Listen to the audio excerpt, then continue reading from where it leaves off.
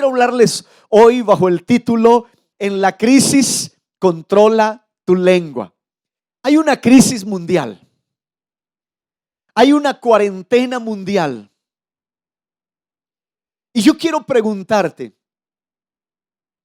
¿cómo estás hablando estos días?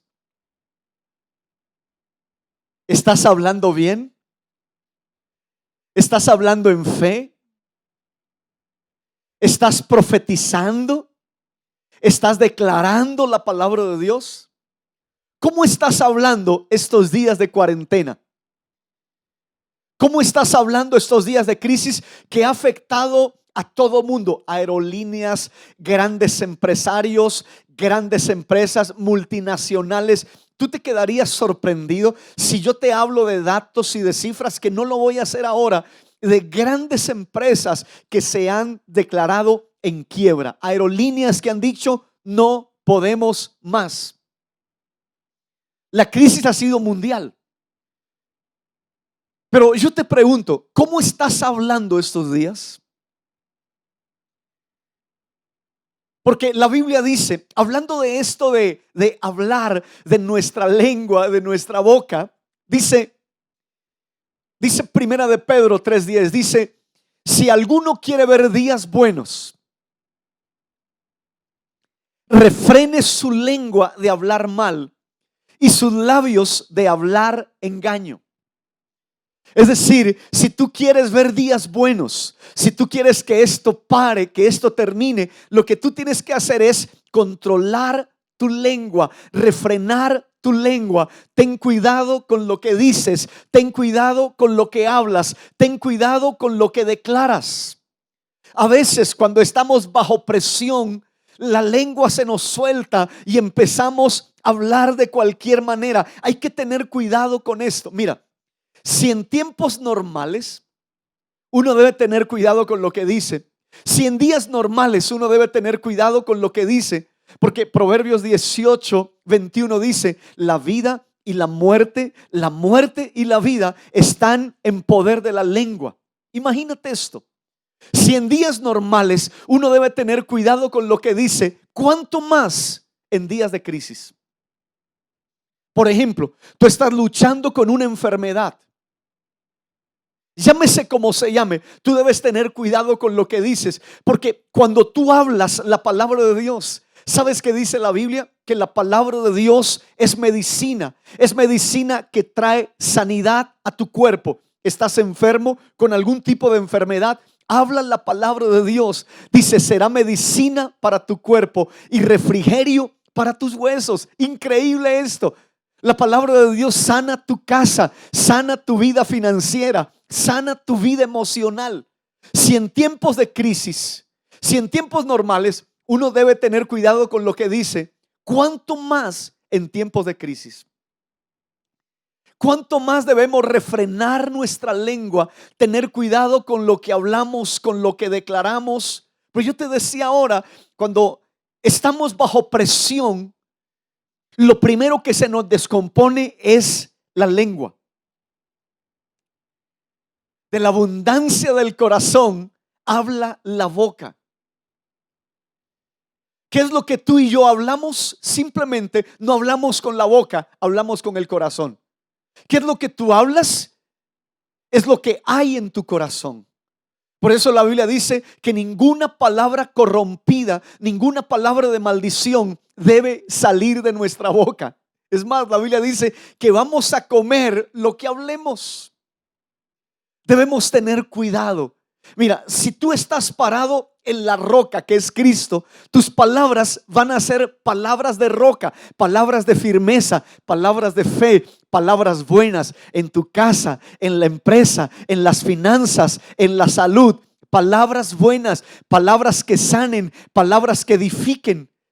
La Biblia dice, hay personas cuyas palabras son como golpes de espada. Hay personas que cuando hablan están hiriendo, están dañando, están lastimando. Que tus palabras sean amables, que tus palabras sanen, que tus palabras traigan bendición. Que cuando tú le vayas a hablar a tu hijo, que cuando tú le vayas a hablar a tu familia, a tu esposo, a tu esposa, sean palabras buenas, sean palabras que edifiquen. Y uno debe pensar cuando uno va a hablar, esta palabra que voy a hablar es una palabra buena o después voy a tener que arrepentirme. ¿Cuántas personas hablaron y dijeron tantas cosas en un momento de ira, acalorados, y después que se les pasó la ira y el calor, dijeron, yo que dije, yo que hice? Por eso uno tiene que pensar para hablar, no simplemente hablar como un loro y decir cosas y hablar bajo efectos de la ira o bajo cualquier otra emoción peligrosa.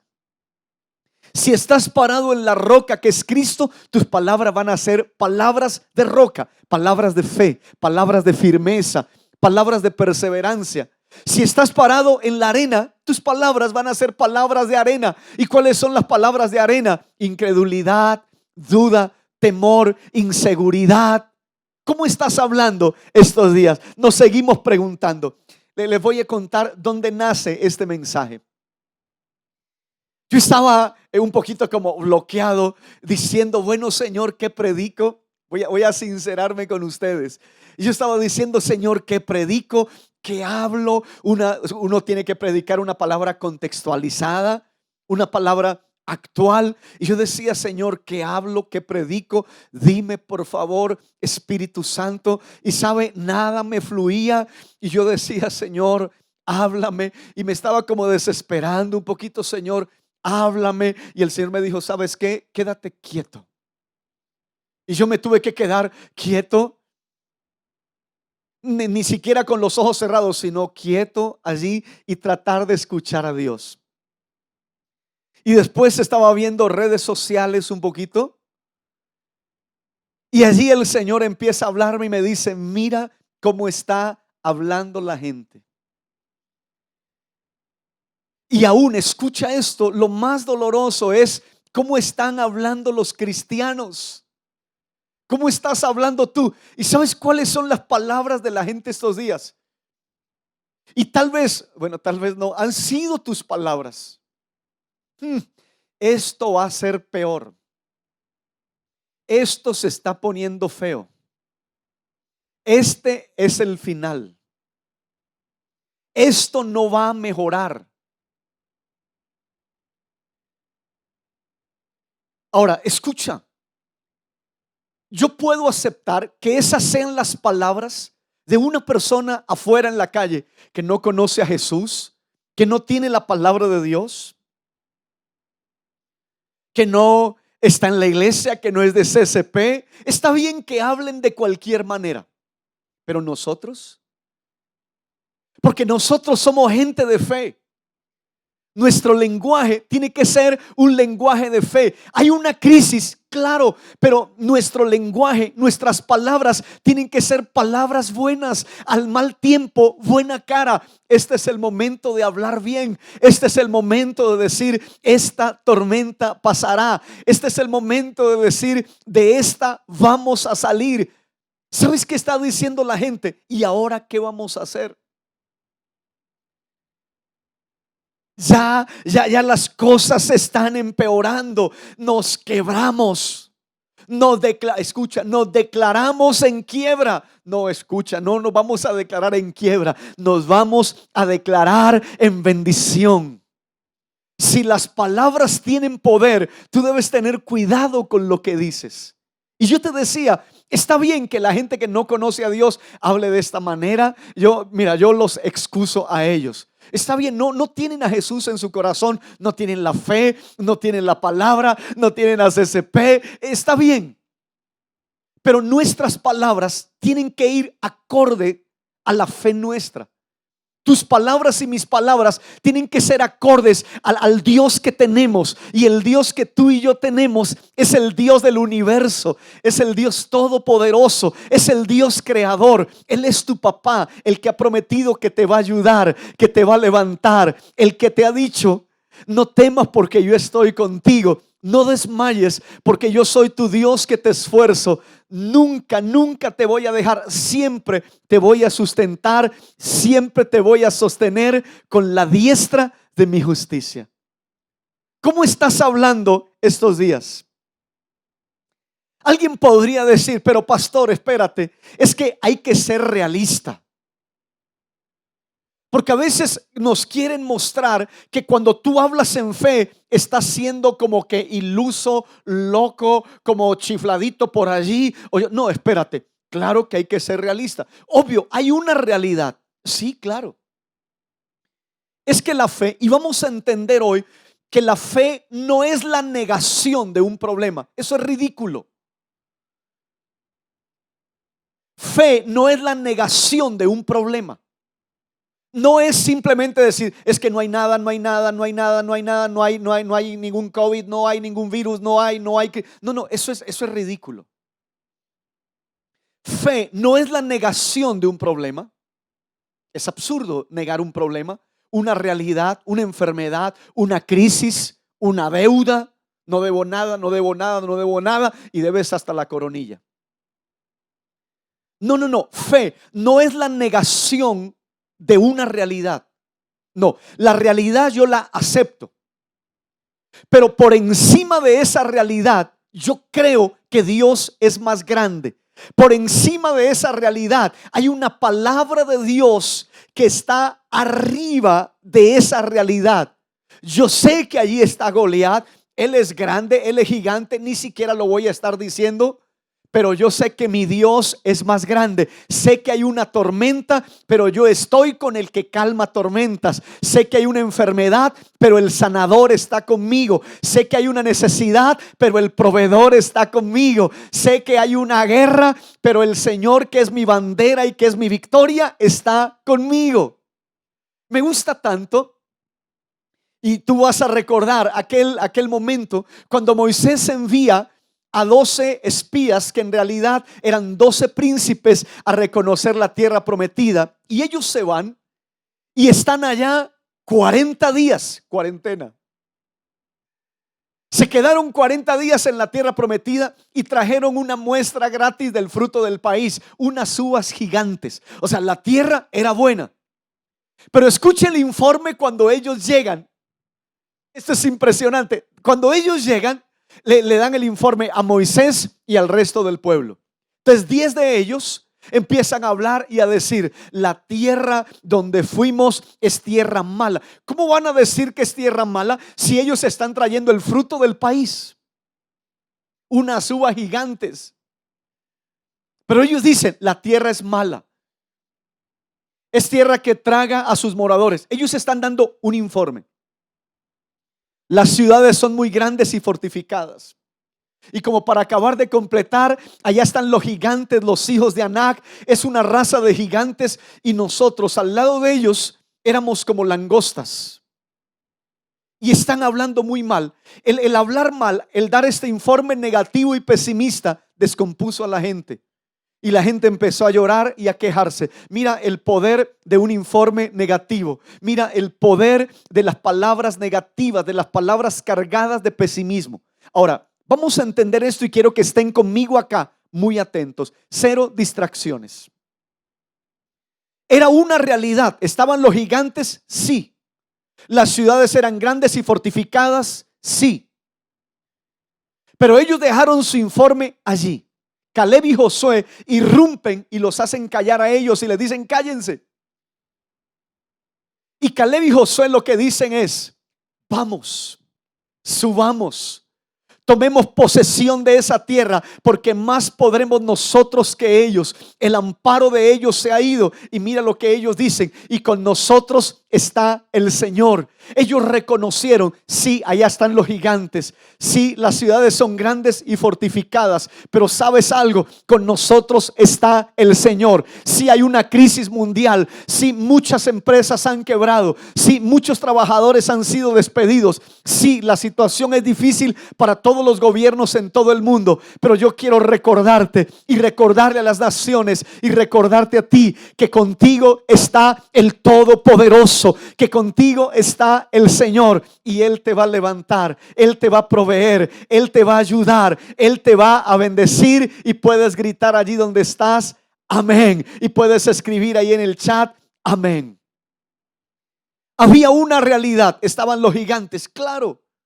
O sea, no es que ellos tenían que venir diciendo: allá están los pitufos, o están los gnomos, o todos son bajitos. y entonces eso es hablar en fe. No, eso es ridículo. Y hay personas que han entendido la fe de esa manera y por eso otros se nos burlan y dicen de nosotros que no somos inteligentes. Fe no es negar una realidad. Hay una realidad, pero por encima de esa realidad, yo sé que el Dios Todopoderoso está conmigo. Yo sé que el Dios grande y maravilloso, el Dios creador del universo, está conmigo.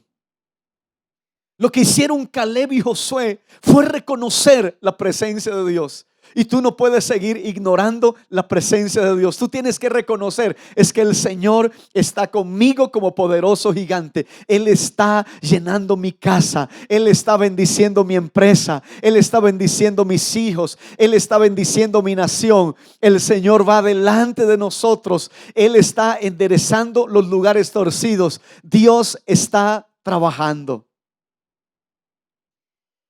Ay, Dios mío. En tiempos de crisis, controla tu lengua. Escucha esto. Tú tienes que saber que la bendición de Dios está sobre tu vida. Tú tienes que saber que el favor, que la gracia, que la mano de Dios está sobre tu vida. Siempre me ha llamado la atención la historia del pueblo de Israel, los judíos. Y siempre estoy hablando de esto porque los judíos, muchos de ellos no creen en Jesús como el Mesías. No lo han aceptado todavía. Pero ellos son el pueblo escogido de Dios. Y un día van a reconocer al Mesías. Un día van a reconocer a Jesús como el Hijo de Dios. Y la historia del pueblo judío por años ha sido una historia muy triste. Esclavizados en Egipto. Y a lo largo y ancho de la historia los han querido exterminar al pueblo de Dios. Conocemos del exterminio nazi. Más de 6 millones de judíos fueron asesinados en campos de concentración en diferentes naciones en Europa. Fue algo terrible.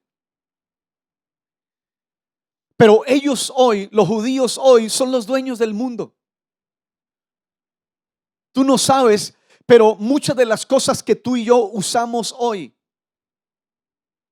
a nivel médico, a nivel clínico, a nivel de tecnología, son inventos de los judíos, de la gente del pueblo de Dios, de la gente de Israel. Porque ellos creen que su papá es Abraham. Ellos se la creen toda. ¿Y quién es el papá de ellos? Nada más ni nada menos que el papá de la fe, el padre de la fe, Abraham. Y Abraham fue un hombre bendecidísimo por Dios. Y los judíos se la creen. Y déjame usar este término en este lenguaje. Tú tienes que aprender a creértelas. Sobre tu vida está la bendición de Dios. Contigo está el poderoso gigante, el Dios todopoderoso. Al lado tuyo hay ángeles. La sangre de Cristo cubre tu vida y tu familia. El favor de Dios te acompaña. ¿O eso no es lo que dice el Salmo 23? ¿Cómo empieza el Salmo 23? David dice: el Señor es mi pastor. Ay, ya lo dijeron. Y nada me faltará. Pero mira lo que sigue diciendo. Después el versículo 6 dice: el bien y la misericordia me seguirán todos los días de mi vida. ¿Y sabes qué hacen los judíos? Porque la historia de ellos es tan extraordinaria. Bueno, como teólogo he tenido que estudiar la historia de los judíos, pero la historia del pueblo de Israel es tan interesante. Después, a ver, les hablo un poquito. Después del año 70, los romanos, a cargo del general Tito, destruyen el templo, destruyen todo Israel. Y ocurre algo en la historia de los judíos que se llama la diáspora. La diáspora es la dispersión y ellos se van a todas las naciones. Fueron esparcidos por todo el mundo. Pero después de muchos años, de muchos siglos, ellos pretenden, sus descendientes pretenden volver a la tierra prometida. y crean un movimiento político religioso con todas las corrientes para intentar regresar a su tierra. Los diferentes gobiernos tratan de, bueno, ¿qué terreno les vamos a dar a ellos? No sé si ustedes lo sabían, pero Israel iba a quedar por la parte de Argentina. Por allá les iban a dar un terreno. Entonces, allá iba a quedar el Estado de Israel. Al final, ellos hacen durante 70 años un esfuerzo político y les dan un pedazo de tierra que es un polvero, un tierrero, donde no llueve, donde no había nada bueno. Les dicen, señores, este va a ser el Estado de Israel.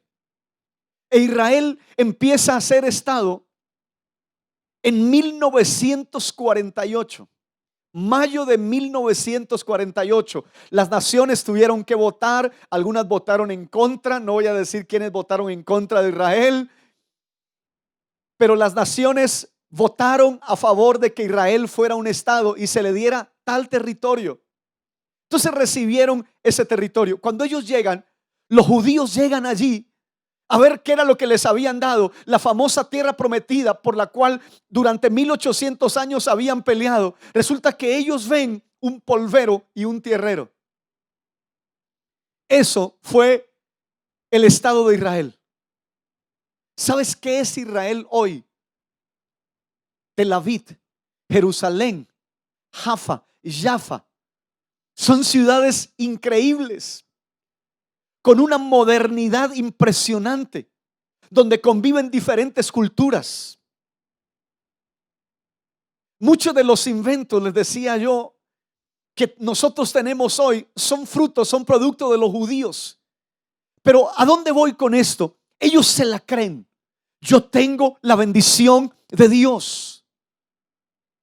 Mira, hoy son potencia en frutos, en dátiles.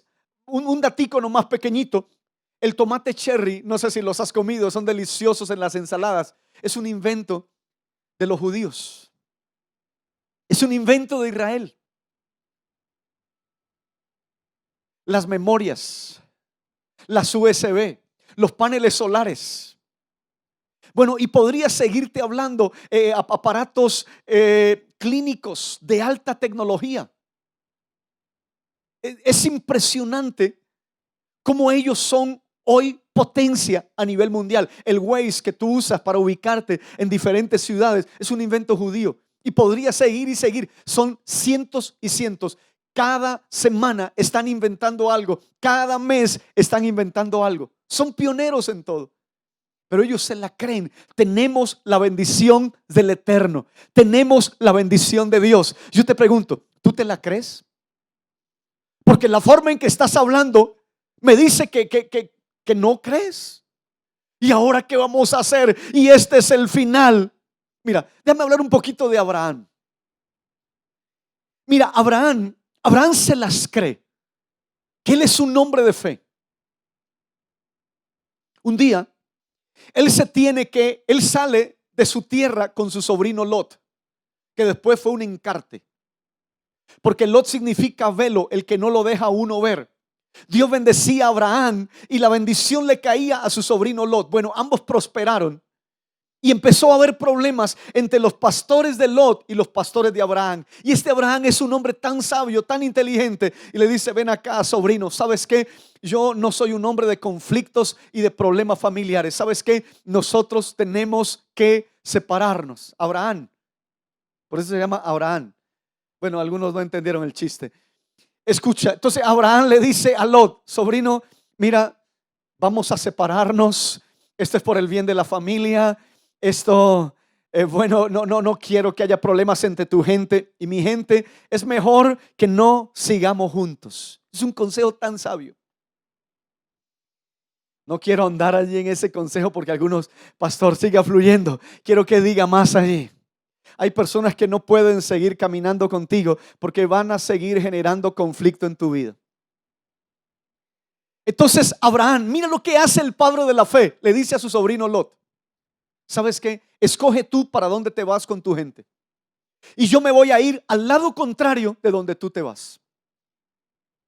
Y este Lot, que no era ninguna perita en dulce, empieza a mirar a ver para dónde me voy, para dónde me voy. Y dice que miró las llanuras verdecitas de Sodoma y Gomorra. ¿Le suena Sodoma y Gomorra? Y dice, tío, yo me voy para allá. Y Abraham dice, no problem, no hay problema, Lot. Dios te bendiga. Bueno, ya después la historia de Lot en Sodoma y Gomorra es otra historia, pero no le fue tan bien allá, ni a él ni a su familia. Pero él se fue, escogió aparentemente lo que en los ojos era lo mejor. ¿Sabes qué le tocó a Abraham? Un polvero, un tierrero. Pero Abraham sabía, no importa que a mí me toque un polvero y un tierrero, porque yo tengo la bendición del Eterno, yo tengo la bendición de Dios. Y cuando Lot se va de la vida de Abraham, el Señor le dice a Abraham, ¿sabes qué? A partir de ahora te voy a multiplicar y te voy a bendecir y te voy a prosperar aún mucho más que cuando Lot estaba contigo. Y en ese polvero, en ese tierrero, te voy a bendecir, Abraham. Increíble. ¿Sabes? Si tienes que empezar de cero, empezamos de cero. Si tienes que empezar de nuevo, empiezas de nuevo. ¿Sabes qué le tocó a Noé cuando se bajó del arca? Empezar de cero. A veces tenemos tanto miedo de empezar de nuevo. No tengas miedo, porque Dios está contigo. Si te dan algo que es injusto, no importa, Dios te va a bendecir y Dios te va a prosperar, porque tu bendición viene del Eterno. Pero es la hora de controlar nuestra lengua, es la hora de hablar bien. ¿Quieres ver días buenos? Empieza a hablar bien. ¿Quieres que esto termine? Empieza a hablar bien. Les hablaba de Abraham ahora. Dios mete a Abraham en una crisis, porque Dios lo metió en esa crisis. Abraham ha esperado muchos años por un sueño llamado Isaac, su hijo. Ahora Dios le dice, mira cómo lo mete en esa crisis. Abraham, sacrifícame a Isaac, sacrifícame tu sueño. ¿Qué? Dios lo mete en esa crisis. Pero ¿sabes qué hace Abraham? Dice que Abraham, era tanta la fe de este hombre, dice que él creía que si sacrificaba a Isaac, Dios levantaba a su hijo de las cenizas. Eso se llama una fe loca.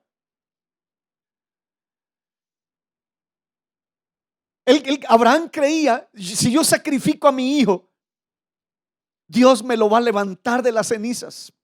Por eso es el padre de la fe. En el tiempo de su peor crisis, Abraham dice, Dios proveerá un cordero para el holocausto. Y aquello que Abraham habló sucedió. Dios proveyó. Hemos empezado hoy con una pregunta. ¿Cómo estás hablando en esta crisis? ¿Estás controlando tu lengua?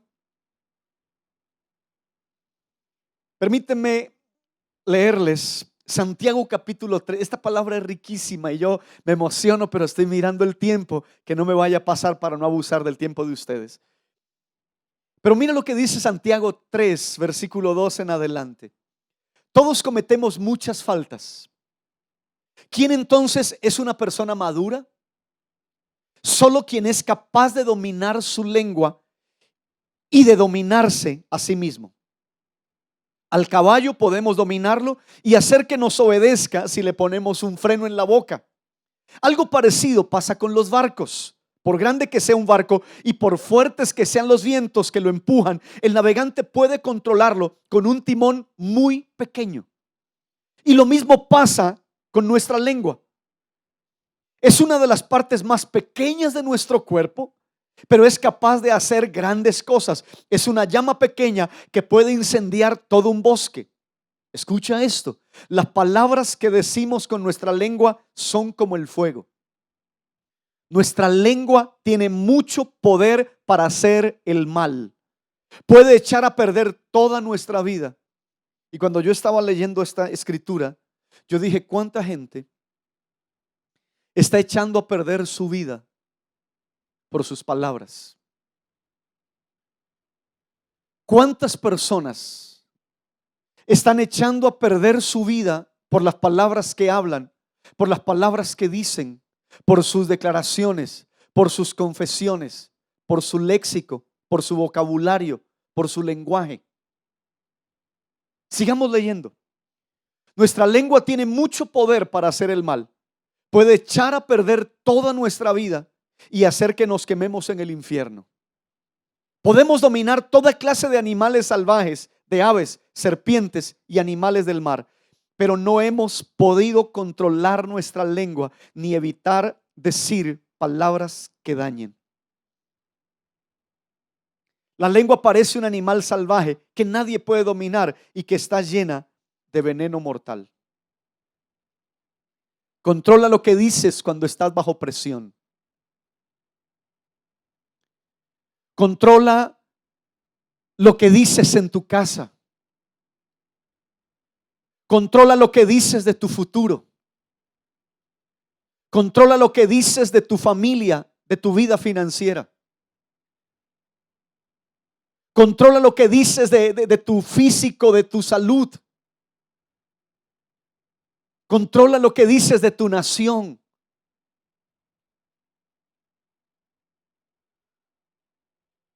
Permíteme terminar como inicié. ¿Cómo estás hablando estos días? Yo estoy asombrado, de verdad. Y allí nació esta palabra. Y creo que Dios me habló de esto tan fuerte. De cómo está hablando nuestra gente. Escucha a la gente que está alrededor tuyo, a la gente de tu iglesia, aún en tu familia, la forma en que están hablando. ¿Cómo estás hablando estos días? ¿Estás hablando bien? ¿Estás hablando en fe? ¿Estás profetizando bien? ¿Tus palabras son buenas? ¿Tus palabras están llamando la bendición de Dios, el favor de Dios? ¿Qué es lo que estás hablando en este tiempo? ¿Cómo son tus profecías? ¿Qué es lo que estás profetizando con tu boca? Y esto es tan sutil. La cosa está empeorando. Esto va de mal en peor. Esto se va a poner cada día más feo. ¿Tú crees que esas deben ser tus palabras? Cuando tú sabes que Dios está por encima de todo y que Él está en control de todas las cosas. Es el momento para que el Espíritu Santo llene tu corazón. Para que tú digas, perdóname, Señor, porque tengo la Biblia, voy a la iglesia, tengo una calcomanía, una carátula en el carro de que soy cristiano, de que no sé qué. Pero mi lengua y mis palabras, yo me sorprendo de las palabras de algunos cristianos, de sus expresiones, de lo que dicen. ¿Recuerdas? De la abundancia del corazón habla la boca. El árbol se conoce por sus frutos. El árbol bueno da frutos buenos. El árbol malo da frutos malos, porque por sus frutos los conoceréis. Hoy vamos a decirle, Señor, quiero que el Espíritu Santo llene mi corazón para hablar de la bondad de Dios, del amor de Dios, de la misericordia de Dios, para hablar de lo que Dios va a hacer. Yo sigo creyendo que lo mejor está por venir. Yo sigo creyendo que tus mejores días ya vienen. Yo sigo creyendo que el bien y la misericordia te van a seguir todos los días de tu vida y que aún en días difíciles y en días de crisis, Dios te va a bendecir, Dios te va a proveer y tú vas a poder ver a Dios en tu vida obrando. Es el momento de llenarte de la palabra para poder hablar bien, para poder hablar fe, para poder hablar victoria. En la crisis, controla tu lengua. Y después de la crisis, contrólala más. Ya queda controlada ella. Ya la domaste. Vamos a orar en este momento. Tal vez tú quieres recibir a Jesús en tu corazón. Has estado viendo esta conferencia, este servicio, y dices, Pastor Arles, yo quiero recibir a Jesús en mi corazón. ¿Sabes qué dice la Biblia? Con el corazón se cree, pero con la boca se confiesa para salvación. Y quiero guiarte en esta oración. Dile conmigo: Padre Celestial, te doy gracias por darme la bendición y el privilegio de oír tu palabra. Hoy, Señor, te pido perdón por todos mis pecados. Abro las puertas de mi corazón y de mi vida a Jesucristo y lo recibo hoy como mi Señor y como mi Salvador personal. Gracias, Señor. Amén y amén. Si has hecho esta oración conmigo, bueno, quiero felicitarte, bendecirte, decirte que has nacido de nuevo y que ahora eres un hijo de Dios, un cristiano. Bueno, congrégate en una iglesia de sana doctrina, en una iglesia donde te enseñen la gracia de Dios, el amor de Dios, donde te enseñen esta palabra. Si estás en alguna ciudad donde hay presencia de CCP, bueno, contáctanos. Queremos llegar a tu vida y a tu familia y bendecirte en todo lo que más podamos. Pero quiero orar, hacer una segunda oración ya para cerrar mi intervención, mi tiempo. Orar por aquellos cristianos, tú que dices: ay pastor, hoy la gente dice, la palabra me cayó. No se trata de que la palabra le caiga o no, porque estamos para eso, cometemos errores, fallamos, nos equivocamos y estamos para mejorar, para crecer, porque la luz de la aurora, la vida del cristiano es como la luz de la aurora que va en aumento hasta que el día es perfecto. Y hoy el Señor nos ha hablado para corregir, para cambiar, para mejorar. Pero no podemos solos. Vamos a decirle: Señor, quiero un nuevo lenguaje, quiero un lenguaje de fe, quiero un lenguaje optimista, un lenguaje de la palabra de Dios. Y eso lo consigues leyendo tu Biblia, conectándote con Dios, conectándote con el Señor, orando todos los días. Vamos a decirle al Señor: Señor, cambia este lenguaje de pérdida, de derrota, este lenguaje negativo de mi vida para que los días sean buenos. Señor, gracias. Gracias por cada familia, por cada persona en este día espectacular que nos ha regalado con esta palabra. Señor, gracias. Hoy quiero pedirte, Espíritu Santo, que llenes nuestro corazón, que llenes nuestra vida de tu presencia, de tu palabra. Señor, que traigas a nuestro corazón, a nuestra boca, un nuevo lenguaje, nuevas palabras, nuevo léxico, nuevo vocabulario, Señor. Que podamos hablar acorde a la fe, que podamos hablar acorde al tamaño de nuestro Dios, a la clase de Dios, a la clase de papá que tenemos. Mis palabras van a ser diferentes en el nombre de Jesús. Gracias, Señor. Amén y amén. Bueno, si en una crisis yo debo controlar mi lengua, si en tiempos normales debo controlar mi lengua, ¿cuánto más en tiempos de cuarentena? Así que vamos a hablar bien, vamos a hablar bendición.